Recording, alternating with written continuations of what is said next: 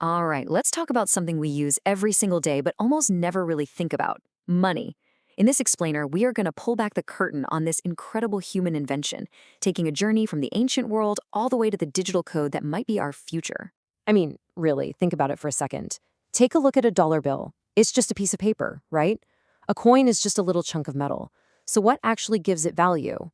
Why can you trade this piece of paper for a cup of coffee or a house? That question, that single question is the key to everything. To get to the bottom of this, we've got to rewind the clock way, way back to a time when value was super simple. It was something you could hold in your hand, something you could actually use. It was physical stuff. Before money, it was all about barter. Hey, I'll trade you these chickens for some of your wheat. Sounds good, but it gets complicated really, really fast. What if you don't need chickens today? So early civilizations, like those in Mesopotamia and Egypt, came up with a brilliant fix: commodity money. They started using things that everyone agreed were valuable, like grain or salt, to keep track of who owed what. But then, around the 7th century BCE, governments in Lydia, that's modern-day Turkey, and in China had a truly game-changing idea. What if we created standardized little pieces of metal, stamped them, and guaranteed their weight? This was a massive leap.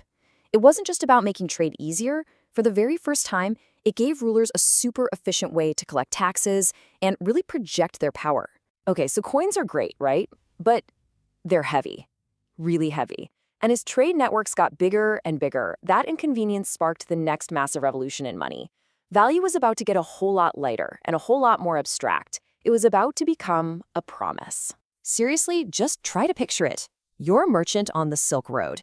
You've got to haul giant sacks of clunky, heavy bronze coins for thousands of miles. Not only is it a huge pain, but it basically puts a giant target on your back for every bandit out there. This was a real problem that needed a real solution. And the solution that came out of China between the 7th and 10th centuries was, honestly, it was genius in its simplicity. Merchants just started leaving their heavy coins with someone they trusted. In return, they got a little paper receipt, and pretty soon they realized, hey, why don't we just trade these receipts instead of the actual coins? They called it flying money, and yep, that was the world's first paper money. And this right here, this is a huge shift in our story. Suddenly, the most important thing wasn't the metal in the coin, but the trust in the piece of paper. Trust becomes everything. China's Song dynasty was the first government to issue official paper money, but they also learned a painful lesson really fast. If you print too many of these paper promises, that trust just evaporates, and you get inflation. So that whole experience, governments printing too much and trust collapsing, it really spooked people. It led the world to its next big experiment. The goal was to figure out a way to enforce that trust. And how do you do that? Well, you anchor the paper promise back to something physical, something rare, something like gold. This quote from President Herbert Hoover just nails it, doesn't it? The appeal of the gold standard was that it put governments in a kind of golden handcuffs. It meant they couldn't just fire up the printing presses whenever they wanted. It forced discipline and created a stable, predictable system for the whole world to trade on. But that stability came with a major downside. It was super rigid. Too rigid, it turned out, for a major crisis.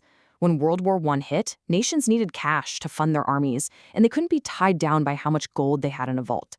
After all that chaos, the world tried a sort of compromise called the Bretton Woods system.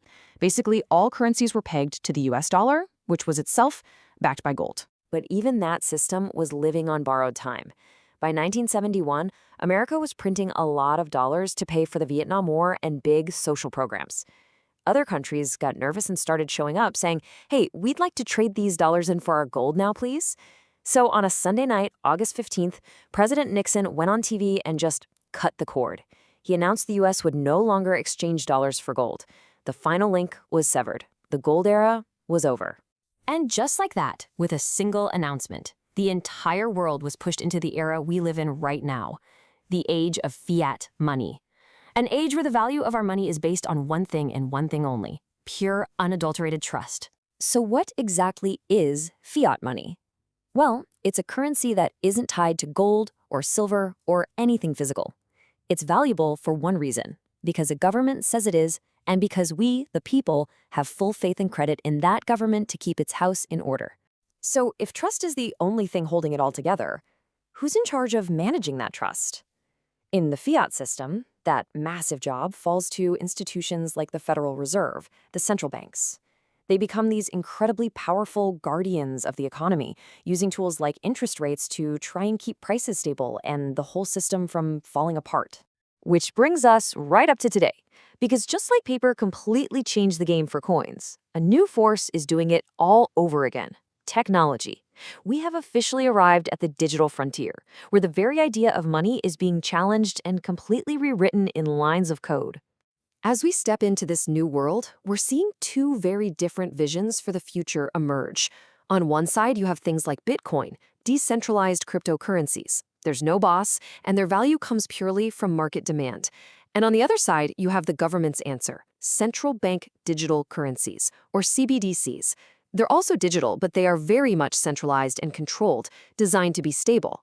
And if you think this is just some niche experiment happening on the side, think again. As of early 2025, you want to guess how many countries are actively looking into creating their own digital currency? 134. That's almost the entire global economy. The race is absolutely on. So this table, it really lays it all out, right? This is the modern battlefield. Our current system, fiat money, and the proposed CBDCs are both centralized, based on government trust.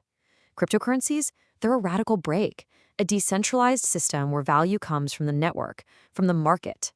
The fundamental fight, as it has always been, is about control. And we have to be crystal clear about this. This is not just a simple tech upgrade. The push for digital currencies, especially from huge players like China, is a massive geopolitical move. This is about reshaping global finance and potentially challenging the decades-long dominance of the US dollar. So we end up right back where we started, with that one simple, powerful idea: trust. We've seen how our trust has shifted over thousands of years, from physical things like grain to promises backed by gold, to just the promises themselves. So the big final question is this: as money becomes nothing more than pure code, are we on the edge of the next great shift? A shift away from trusting human institutions to trusting technology itself.